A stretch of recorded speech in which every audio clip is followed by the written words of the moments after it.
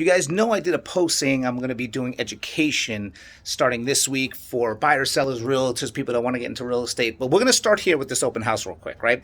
So we're going to walk in this open house, and you're going to an open house, and you're saying, oh, look at this house. This is beautiful. What you actually should be doing when you go to an open house is, one, seeing how many people are there. You're going to get an indication of how many people really want that house, right?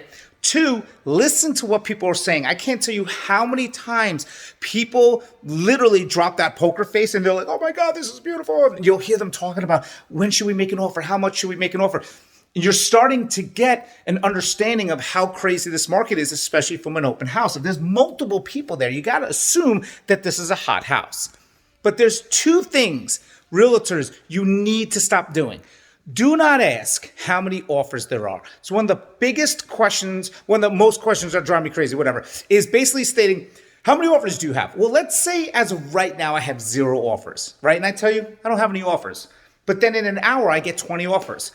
Your question is irrelevant. Let's say I have multiple offers, and I tell you I have multiple offers. And now you just assume, oh, the house has multiple offers, I'm not going to put an offer in it. Why does that question matter for?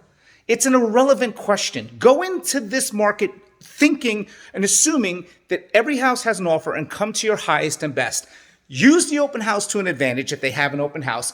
See how many people are there. Listen to people. And there's your education on this Sunday Fun Day open house education. But remember, tomorrow is going to start my weekly and daily education for everybody from start to finish. I'm Karen. Talk to you soon.